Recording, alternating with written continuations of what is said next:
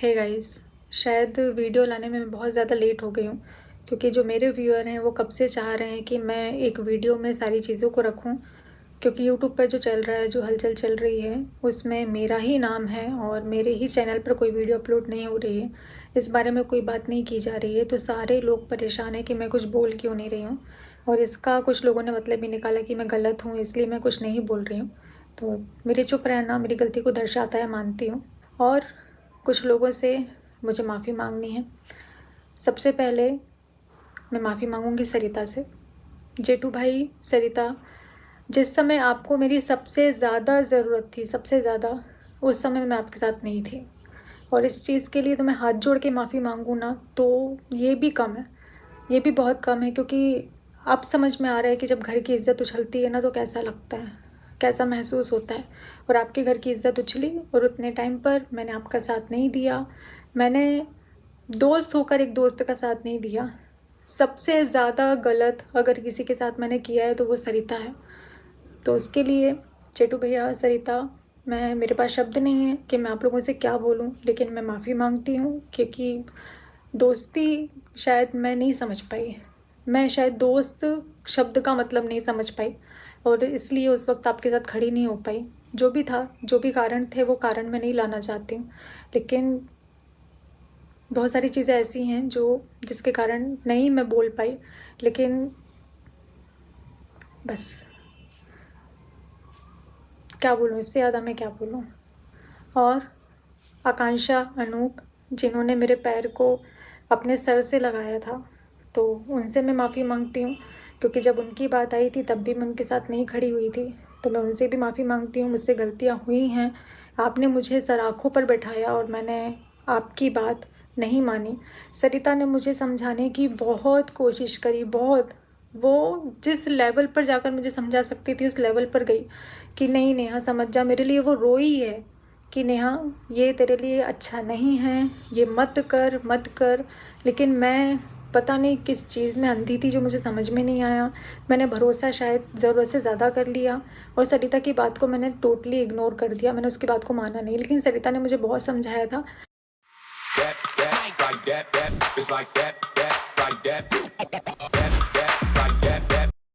कि नेहा ये सही नहीं है, ये पता नहीं क्यों लेकिन नेगेटिव वाइब्स आ रही हैं, सही नहीं है, तेरे फ्यूचर में कुछ भी हो सकता है। उसने मुझे समझाने की बहुत कोशिश करी थी पर मैं नहीं मानी। तो सरिता, आज उसका अंजाम मैं भुगत रही हूँ। मैं भुगत रही हूँ उसका अंजाम कि जो मैंने तेरी बातें अगर मैंने उस समय मान ली होती ना, तो आज मेरी ज़िंदगी में ये दिन मुझे देखना नहीं पड़ता। तूने दोस्त के नाते, बड़ी बहन के नाते मुझे समझाने की बहुत कोशिश करी। आकांक्षा, अनूप ने समझाने की बहुत कोशिश करी, लेकिन मैंने उनकी बात नहीं मानी। तो मैं आपसे माफ़ी मांगती हूँ और मैं माफ़ी मांगती हूँ नीतू दीदी से, नीतू दीदी के घर वालों से कि बहुत किया है दीदी, आपने मेरे लिए बहुत बहुत किया है। मेरे पास शब्द नहीं है, मैं बोल भी नहीं पाऊँगी कि मैं कितना।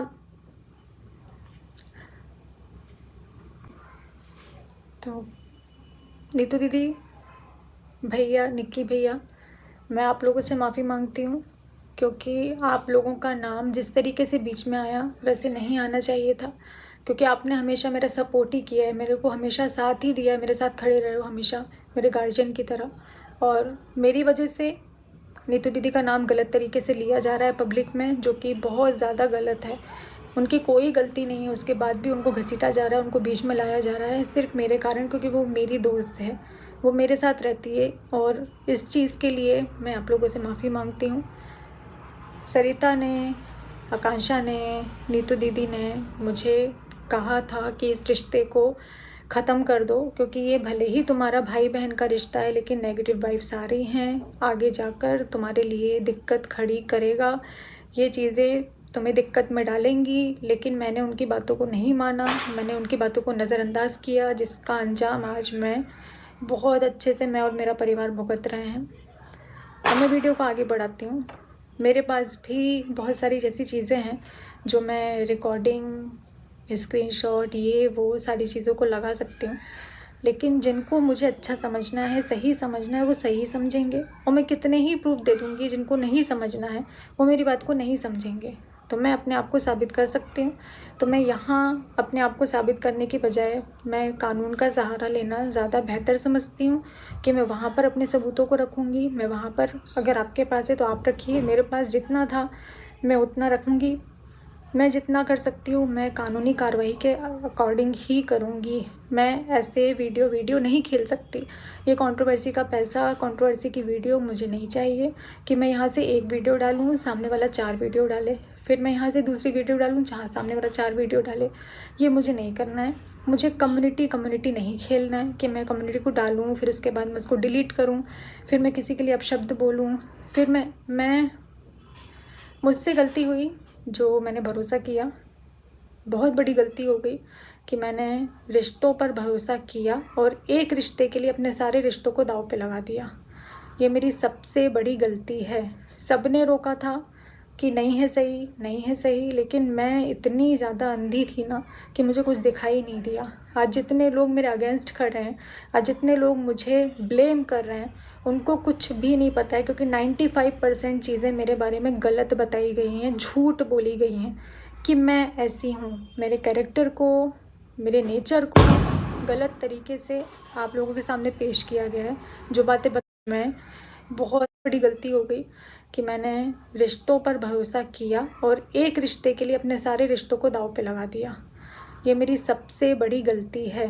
सबने रोका था कि नहीं है सही, लेकिन मैं इतनी ज़्यादा अंधी थी ना कि मुझे कुछ दिखाई नहीं दिया। आज जितने लोग मेरे अगेंस्ट खड़े हैं, आज जितने लोग मुझे ब्लेम कर रहे हैं, उनको कुछ भी नहीं पता है, क्योंकि 95% चीज़ें मेरे बारे में गलत बताई गई हैं, झूठ बोली गई हैं कि मैं ऐसी हूँ। मेरे कैरेक्टर को, मेरे नेचर को गलत तरीके से आप लोगों के सामने पेश किया गया है।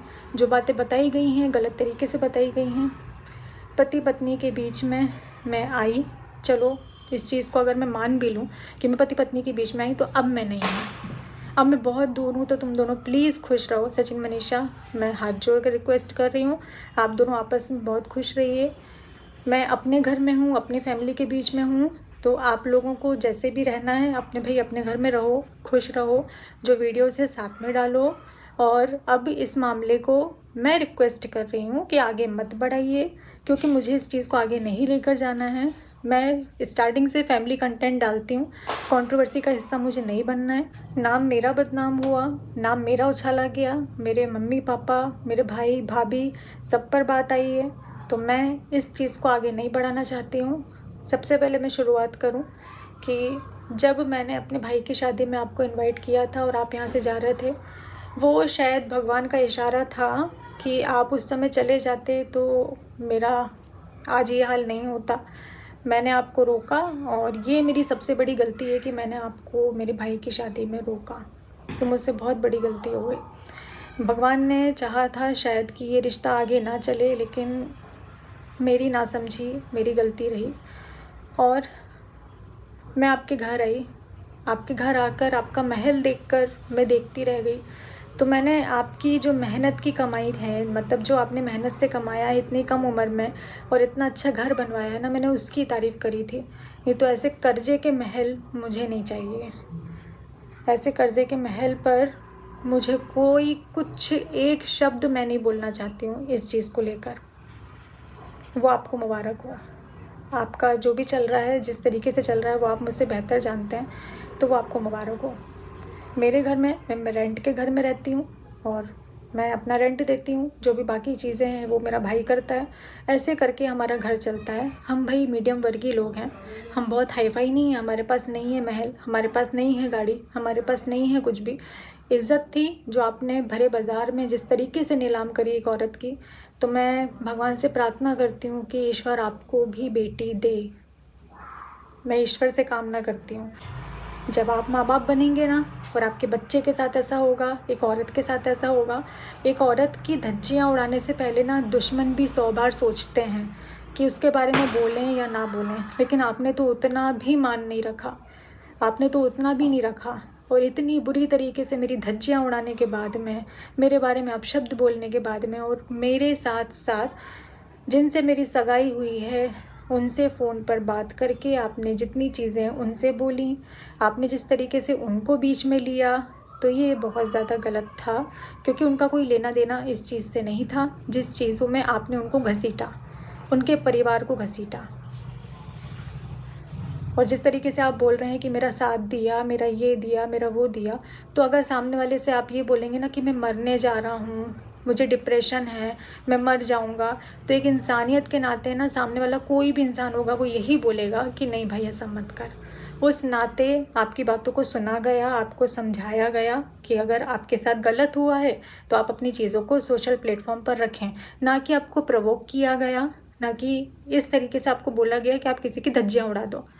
आपने और मनीषा ने जितना अभी तक सोशल मीडिया पर मेरे लिए किया है, और रही एक बात, ये मैं सबसे पहले क्लियर कर दूं, जो आपने बोली कि आपका इस्तेमाल किया गया, फाइनेंशियली आपका इस्तेमाल किया गया, सच में?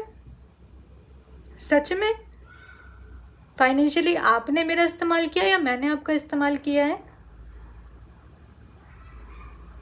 तो मैं ऑन कैमरा मैं हाथ जोड़कर ही वीडियो बनाऊंगी, तो ऑन कैमरा बोल रही हूँ कि सचिन जी, जितना पैसा मैंने आपको दिया है आप मुझे मेरा पैसा वापस कर दीजिए, क्योंकि 2 साल से मैंने आपसे कुछ भी नहीं बोला। 2 साल मतलब जब से मैं आपको जानती हूँ उसके 3-4 महीने बाद जो मैंने प्रमोशन किए थे, वो सारे प्रमोशन का पैसा, क्योंकि मेरे पास करंट अकाउंट नहीं था तो वो आपके बैंक अकाउंट में ट्रांसफ़र मुझे करवाना पड़ा।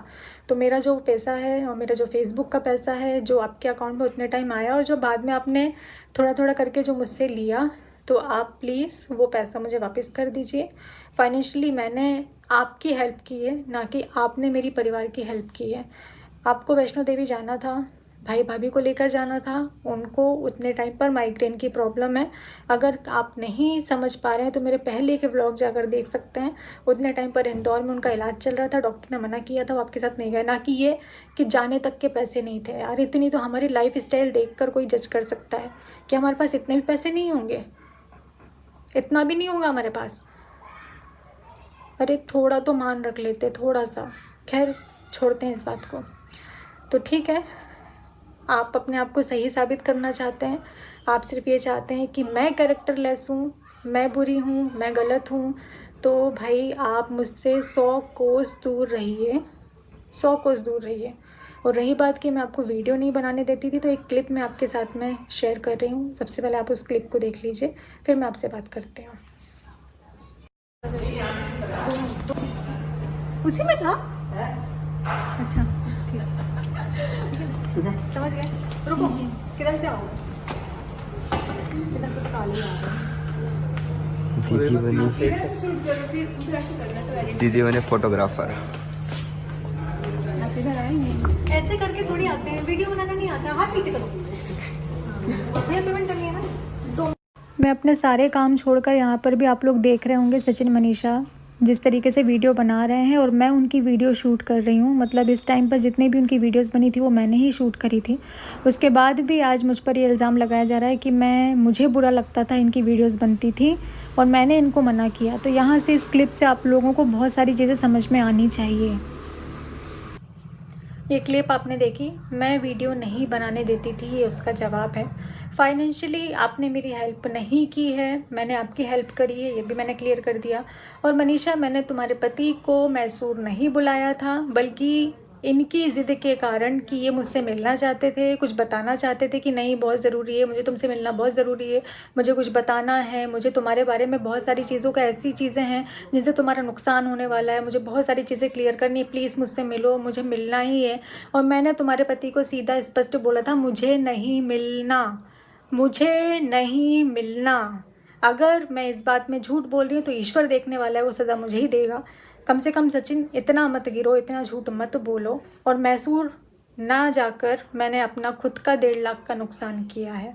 मैसूर की ट्रिप मैंने कैंसिल करी, ना कि इस बंदे ने अपनी फ़्लाइट की टिकट कैंसिल करी थी, कि जमाने की टिकट कैंसिल करी थी। ये मिलने के लिए इतने ज़्यादा पागल हो रहे थे। क्यों पागल हो रहे थे मनीषा, तुम अपने पति से पूछ सकती हो कि ये मुझसे मिलने के लिए क्यों इतना पागल थे। इनको क्या दिखाना था, इनको क्या सबूत मुझे देना था जिसके लिए इन्होंने मुझे इतना प्रेशर दिया, मुझे ब्लैकमेल किया गया है, ये सही है। और अगर इस चीज़ को साबित करना पड़ा, अगर ऑन कैमरा भी करना पड़ा, तो मैं जब बहुत ज़्यादा ज़रूरी हो जाएगा तो मैं ज़रूर से दिखाऊंगी। और अभी जो भी मेरी कार्रवाई चल रही है अभी मैं उस पर मेरा फोकस है। एक बार वो सारी चीज़ें हो जाएं, क्योंकि मुझे अभी अलाउड नहीं है कि मैं ऑन कैमरा ये सारी चीज़ों को बोल सकूं, इसलिए मैं नहीं बोल रही हूँ। बाकी सारे सबूत मेरे पास भी हैं, रिकॉर्डिंग हम भी करते हैं, स्क्रीनशॉट हमारे पास भी हैं, सही हम भी अपने आप को साबित कर सकते हैं और डंके की चोट पर कर सकते हैं। तो मैं बस इतना ही कहना चाहती हूँ कि आप अपनी ज़िंदगी में खुश रहिए, मुझे मेरी ज़िंदगी में खुश रहने दीजिए। मैं मूव ऑन करना चाहती हूँ, मैं आगे बढ़ना चाहती हूँ। जो मेरा पिछला था मैं उसको अपनी ज़िंदगी में आगे नहीं बढ़ाना चाहती हूँ, मैं आपसे रिश्ता नहीं रखना चाहती हूँ। तो प्लीज़ आप ये जो सोशल मीडिया खेल रहे हैं ये सब बंद कर दीजिए। मेरे नाम की कोई वीडियो आप लोग मत डालिए। अब आप लोग अपना घर देखिए, परिवार देखिए, क्योंकि किसी भी प्रकार का कोई रिश्ता मेरा आपसे नहीं है। और मेरा एक सवाल है कि अगर आप सही हैं तो आपको इंडिया से बाहर जाने की क्या ज़रूरत है? आपको इंडिया से बाहर जाना ही नहीं चाहिए। इस समय तो आपका मनीषा के पास रहना ज़्यादा ज़रूरी है। आप मनीषा को छोड़कर चले गए। आप इंडिया से बाहर क्यों गए? किस कारण गए? क्यों?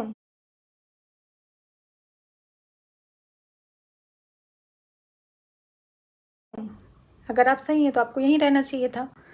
ये मन में सवाल है। और जैसे मनीषा एक औरत है वैसे मैं भी एक औरत हूँ।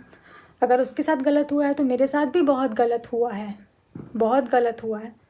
वीडियो एंड करने से पहले थैंक यू बोलूँगी मैं अलका को, पूनम को, जिनके पास जितनी जानकारी थी उस हिसाब से वो निष्पक्ष होकर लड़े और किसी के पक्ष में नहीं रहे, वो निष्पक्ष रहे।